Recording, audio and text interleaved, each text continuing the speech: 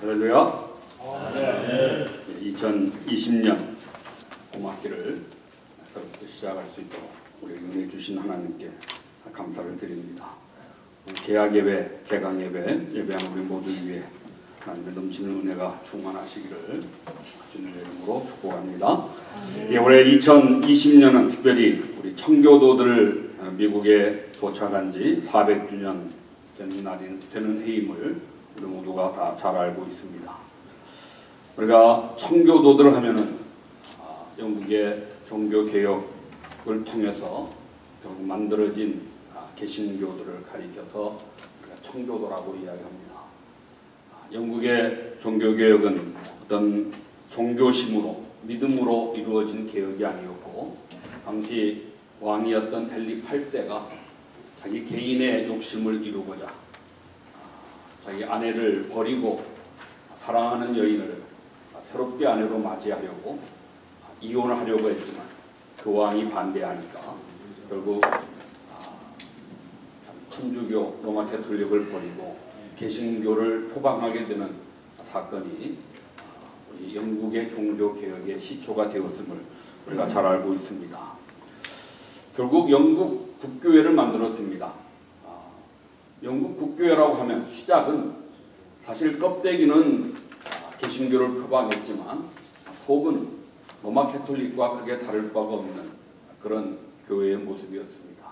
교황은 없었죠. 그러나 교황 자리에 국왕이 대신하는, 스스로 자기가 영국 교회의 모든 머리가 된다. 그래서 수장령을 내리고 자기 명령을 따라서 모든 교회의 예배와 기도와 형식을 통일해서 획일화시키는 그런 정책을 써서 우리는 통일령이라 수장령이라 이런 이름으로 영국 국교회가 운영되었음을 우리가 잘 알고 있습니다.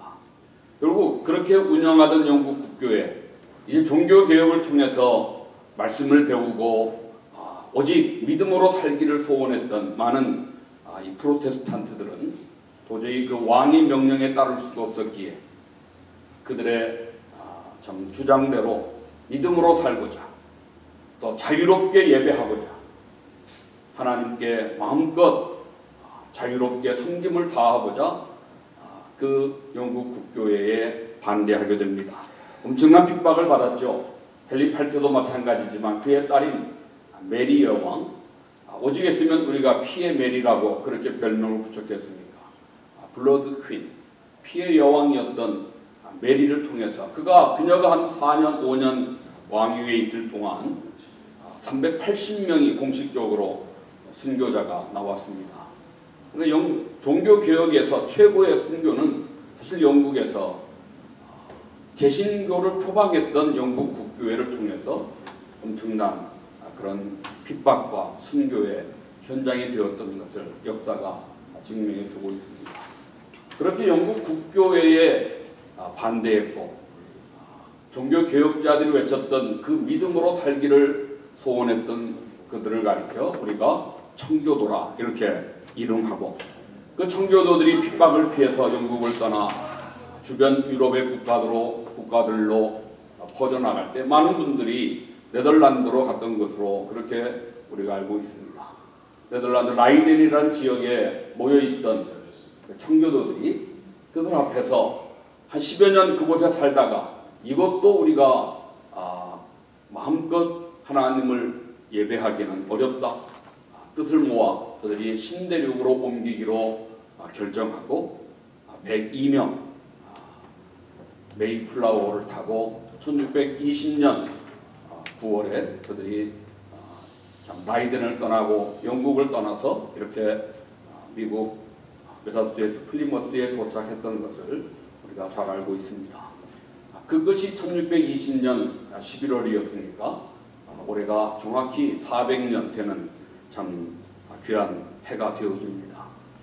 400주년 맞이하는 이 청교도들이 미국의 하나의 시초가 되어지는, 미국 건국의 기초를 놓는 민주주의와 대통령제를 표방하고 또한 믿음으로 세우는 나라를 표방했던, 기독교 국가를 표방했던 청교도들의 그 신앙에 의해서 결국 이 미국이 오늘까지 세계를 참 뭐 패권 국가라고 할까요? 아마 바스로마나 이후에 로마 이후 미국만큼 이렇게 오랫동안 세계를 지배한다고 할 수 있는 그런 국가를 우리가 찾기 어렵다는 것입니다. 근데 역사학자들은 이야기합니다. 청교도들의 모험, 그것은 콜럼버스가 이 신대륙을 발견한 것에 못지않은 역사상 최대의 사건이라고, 오히려 콜럼버스가 신대륙을 발견했던 그것보다 더 큰 의미를 이 청교도들의 미국 이주로 그렇게 마음을 두는 것을 볼 수가 있습니다.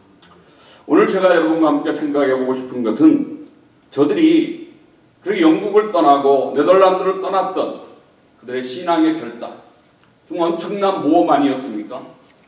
102명이 출발해서 배에서 어린아이 2명이 죽고, 또 어린아이 2명이 새로 태어나서 어쨌든 도착도 102명이 했다고 그럽니다. 그런데 12월, 1월, 2월 한 3개월 지나면서 1621년 봄철에 씨앗을 파종해야 될 그때에는 50명만 살아남았다는 것입니다. 반 이상이 그 3달에 목숨을 잃고 결국 죽었습니다. 제가 뭐 산술적으로 생각을 해보니까 이 평균 이틀에 하나씩 죽은 거죠. 뭐 거의 매일 장례식을 아마 해야만 했을 것입니다. 안타깝게도 저들은 무덤도 만들지 못하고 정말 이렇게 울면서 장례도 치르지 못했다고 합니다. 인디언들이 무서워서. 또 죽고 또 죽은 것을 인디언들이 알면은 더 무섭게 공격해 올까봐 무덤도 만들지 못하는 그런 안타까운 그 일들을 저들이 왜 했습니까? 왜 그런 무서운 결단, 그런 무서운 어떤 도전을, 그 모험을 저들이 왜 했습니까?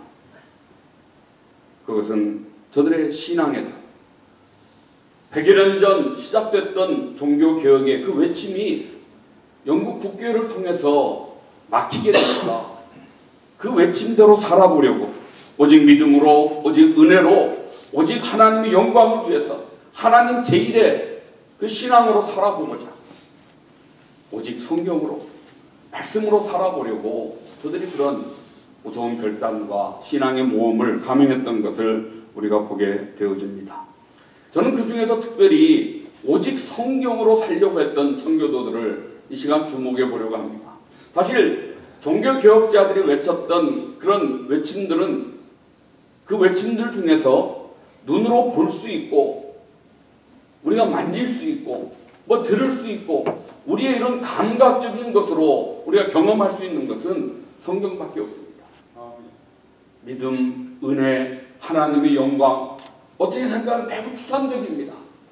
생각 따라서, 견해에 따라서 많은 이견들이 있을 수 있는 것이 그런 용어들이죠. 그러나 오직 성경은 그것은 눈으로 보여지는 것이고 저들이 귀로 들을 수 있는 것이고 자기들이 소유할 수 있는, 가질 수 있는 것이 성경이었던 것입니다. 그렇게 저들은 누구보다도 무엇보다도 오직 성경으로, 오직 성경이 말씀한 대로 그것을 외쳤고 그렇게 살아보려고 했던 그 거룩한 무리들이 바로 청교도들이었다고 우리가 그렇게 말씀합니다. 오늘날 우리가 청교도들을 정의할 때 이런 정의를 보게 됩니다. 2000년 교회 역사 속에서 성경 밖에서 발견할 수 있는 가장 성경적인 사람들이다. 2000년 기독교 교회 역사 가운데에서 성경 외에, 성경 밖에서 발견하는 가장 성경적인 사람들이 누구냐? 청교도들이라는 것입니다. 또 이렇게 정의합니다. 실제로 그들은 성경 이외의 교회사에서 가장 거룩한 무리들이었다. 성경에 기록된 그 성경의 사람들 외에 2000년 역사 속에서 가장 성경대로 살으려고 했던 거룩한 무리. 우리가 오늘날 보면은 저들은 이룰 수 없는 완전한 거룩을 추구했던 사람들입니다. 글쎄요, 저들이 추구했던 완전한 거룩이, 그 거룩의 최고봉이 어디였는가는 뭐 생각해 봐야 되겠지만 어쨌든 저들의 기록 속에서 완전한 거룩, 거룩한 삶을, 성결한 삶을, 순결한 삶을 추구했던 청교도들의 신앙과 그들의 신학적인 모습들을 우리가 살펴볼 수 있습니다. 그런 점에서 우리가 청교도들, 그들은 두 가지 분명한 특징이 있는, 하나는 성경의 사람입니다. 청교도들은 성경의 사람입니다. 또 하나, 청교도들은 거룩함의 무리였다. 하나님 앞에 정말 구별된 삶을 살려고 애를 썼던 사람들, 그들이 바로 청교도들이었다고 우리는 말할 수 있습니다. 저는 오늘 본문의 말씀 디모데후서 사도 바울의 아들과 같은 제자 디모데를 권면한 말씀이죠. 하나님께 인정받는 일꾼이다.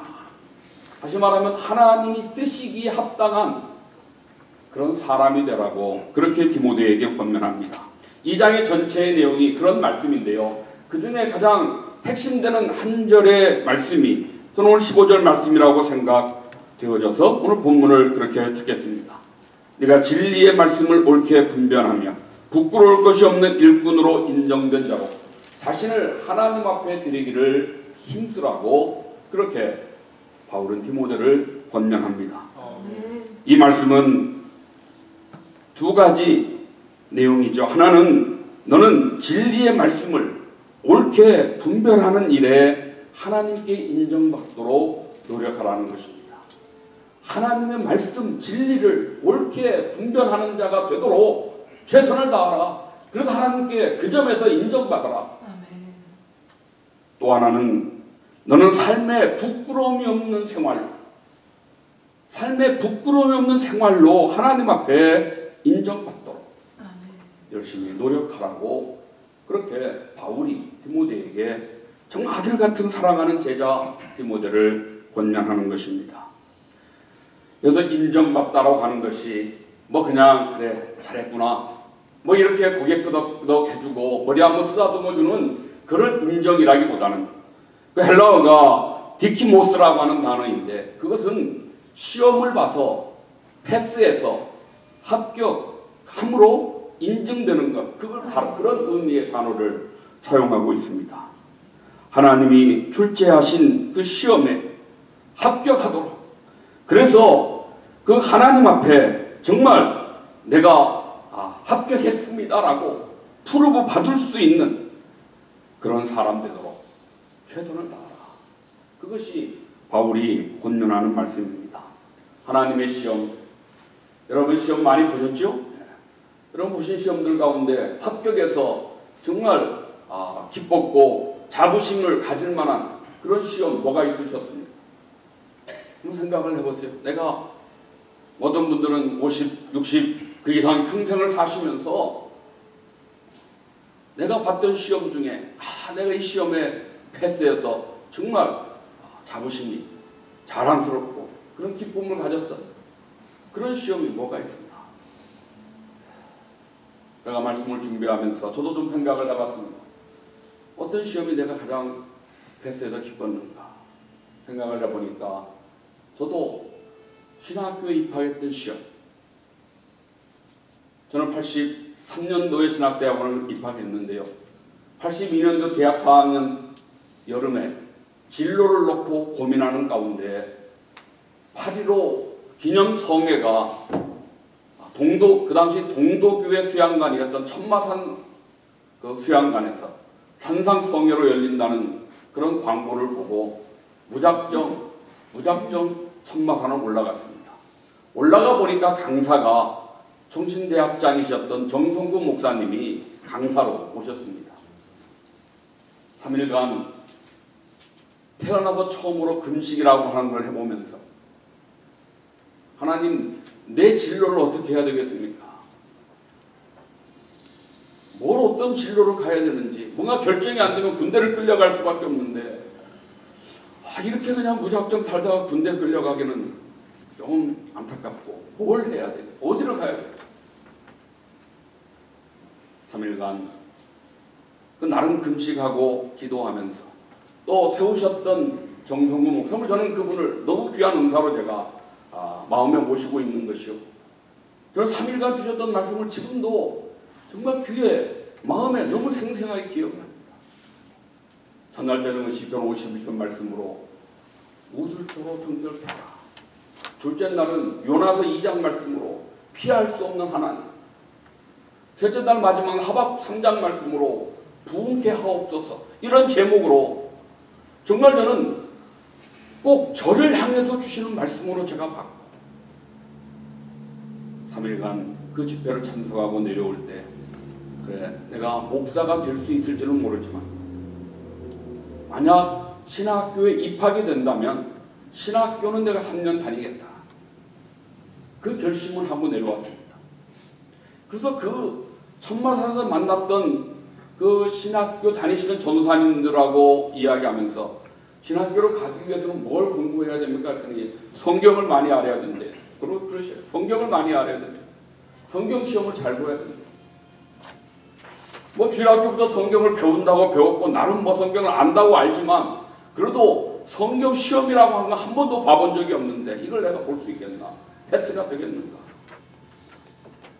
방법은 성경을 읽는 것밖에 없겠구나. 천마산 기도 버스를 타고 그 당시 제기동에 있는 동도교회에서 내려가지고 지하철로 종로 2가에 와서 종로 서적센터에 들어가서 지금 없어진 것 같아요. 종로 서적이 가서 성경을 한 권 샀습니다. 뭐 집에 넘쳐나는 게 버리는 게 성경이지만 그래도 새 결심으로, 요즘은 뭐 그런 성경 안 봅니다만 한자 성경을 하나 사가지고 그날부터 제가 신학교 1학 83년 1월 달에 어학 강좌, 그 당시는 우리 총시는 입학하기 전에 헬라어와 라틴어를 먼저 한 달간 공개 강좌로 가르쳐가지고 그 한 달 공부한 그 시험 성적으로 입학 성적을 대신했습니다. 성경 시험, 영어 시험, 헬라어, 라틴어, 그리고 상식, 뭐 이렇게 한 5과목이 시험 과목이었던 것 같은데요. 뭐 솔직히 말해서 그렇게 쉽지 않았습니다. 요즘은 뭐 경쟁률이 그렇게 센 것 같지 않은데요. 저희 때는 그래도 처음으로 디그리를 주는 그런 때가 되어가지고 상당히 많은 아주 참 유능한 학생들이 신학을 하겠다고 신학교 문을 두드리던 그런 때였습니다. 저는 마음에 아주 편안했습니다. 하나님이 나를 필요로 하시면 붙여주실 것이고, 뭐 하나님 나를 필요 없으시면 내가 떨어지면 나는 뭐 그냥 그대로 군대 가면 되니까, 합격해야만 군대가 연기되는 거니까 뭐 마음 편히. 그렇지만 제 평생 최고로 열심히 공부했던 때가 바로 그때 한 2-3달이었던 것 같습니다. 성경만 띄고 마지막 학기 대학을 다녔고요. 그리고 공개강좌 한 달 하는 동안에는 오전에 3시간 헬라어하고 오후에 3시간 라틴어 하는데 알파와 오메가 정도 헬라어 알았지 뭐 알파벳도 모르고 헬라어를 시작했는데요. 2주 만에 문법을 끝내고 2주는 요한복음 강독을 했습니다. 그걸 따라간다고 하는 것은 제가 지금 생각해 보면은 지금 하나님 못할 것 같은 기적 같은 일인데 어쨌든 해냈어요. 그리고 하나님이 어떻게 또 붙여주셨어요. 그래서 군대가 연기돼가지고 신학을 공부했던 기억이 있습니다. 제가 그 합격증을 받고 얼마나 기뻤는지, 이제 내가 설교자가 돼야 되는지 모르는데 목소리가 좀 안 좋아서, 늘 이 인후가 안 좋아서 아프니까 합격증 받고 그 다음날 바로 이비인후과 의사하는 형님을 찾아가서 나 편두선 수술부터 해달라고, 그 다음날 합격 기념으로 편두선 수술을 했던 기억을 제가 지금도 가지고 있어요. 좀 길게 이런 말씀 드리는 것은 우리가 이렇게 어떤 시험에 합격의 기쁨을 누리는 것은 참 큰 기쁨이죠. 이런 기쁨을 우리가 이 땅 위에서 누릴 수 있으면 얼마든지 많이 누리고 살아야 될 텐데, 사실은 중요한 것이 하나님께서 인정받는, 하나님으로부터 합격증을 받는 그런 저와 여러분들이 되어야 하겠다는 마음에서 아멘. 하나님이 인정하시는 그런 일꾼이 되어야 하겠다는 것입니다. 아멘. 하나님이 출제하시는 시험은 2과목입니다. 하나는 진리의 말씀, 성경 과목 시험이 있습니다. 진리의 말씀을 옳게 분별하라. 오르토스와 템노라고 하는 단어의 합성인데요. 바르게 자르다라는 뜻입니다. 하나님 말씀을 바르게 잘라내서 바르게 잘라서 요리하듯이 뭐 돌을 사각으로 탁탁 잘라가지고 각을 맞춰 건물을 세우듯이 하나님 말씀에 아주 정통한 하나님 말씀에 참 숙련된 정말 프로페셔널한 그런 꾼과 같이 말씀꾼이라고 할 수 있는 그런 사람이 먼저 돼야 한다. 그것이 우리가 하나님의 시험에 합격할 수 있는 조건이 되는 것입니다. 말씀을 바르게 해석하고 말씀을 또한 내 생활에 바르게 적용하는 그것에 최선을 다할 때 에스라 7장 10절에 에스라는 여호와 율법을 연구하며 준행하며 가르치기로 결심하였다. 그 어려운 그 시대에 에스라를 학사 에스라라고 우리가 이름하면서 그는 여호와의 율법의 완전한 학사 겸 제사장이라. 에스라 7장에 그는 여호와 율법의 완전한 학사였다. 그가 하나님 말씀에 그렇게 완전할 수 있었던 것은 말씀을 연구하고 준행하고 가르쳐. 우리도 말씀을 연구하는 자가 되어야 됩니다. 성경을 읽고 성경을 가르치고 참 성경에는 정통한 사람이 되어야 한다는 것입니다. 그 신학생이 뭐 별거입니까? 성경에는 자신 있다. 이 정도가 돼야 그래도 총신맨이라 할 수 있지 않겠습니까? 노회에서 목사 후보생 고시를 보지요. 면접할 때 꼭 묻는 것이 있습니다. 성경 몇 번 통독했습니까?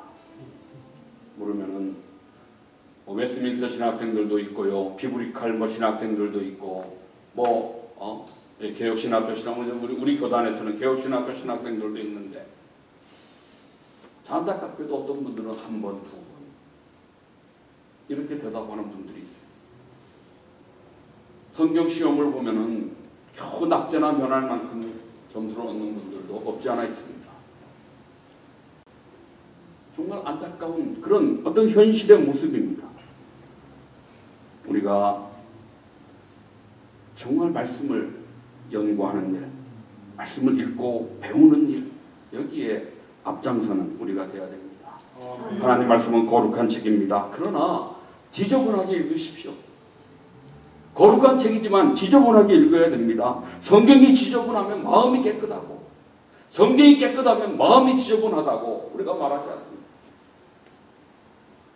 성경을 지저분하게 읽으라고 해서 구겨가면서 일부러 그런 것이 아니에요. 그만큼 열심을 다해서 우리가 성경에 집중하는 우리가 되어야 할 것입니다. 말씀은 준행해야 됩니다. 말씀은 지키라고 순종하라고 우리에게 주신 것이지 지식으로 가지라고 주신 것이 아니기에 말씀을 준행하는 우리가 되어야 합니다. 여러분 강준민 목사님이라고 아마 아시는 분들 많으실 겁니다. 그분이 뿌리 깊은 영성이라는 책을 썼는데 제가 그 책을 읽고 참 많은 감동을 받았습니다. 신앙의 꽃꽂이 신앙, 이 꽃꽃을 보기에는 화려하지만 얼마 안가 시들어버리는 꽃꽂이 신앙이 있고 뿌리 깊은 신앙이 있는데 꽃꽂이와 뿌리 깊은 신앙을 어떻게 구분할 수 있느냐. 그분이 그 책에 그렇게 이야기를 했더라고요. 자신의 말과 행동과 삶을 성경으로 각주하라. 각주하라. 푸트노트. 여러분 논문 쓸 때 뭔가 인용하면은 따옴표를 따오야 된다. 인용 코테이션 마크를 붙여가지고 어느 책에서 몇 페이지에서 인용했다고 밝혀야 되는 거죠. 내가 이런 말 하는 것은 내가 이런 선택과 결정을 하고 이렇게 행동하는 것은 하나님의 말씀 어디 몇 장 몇 절에 이렇게 말씀하니까 내가 이렇게 말합니다. 내가 이렇게 행동합니다. 이렇게 결정했습니다. 성경으로 각주하는 인생이 되는 것.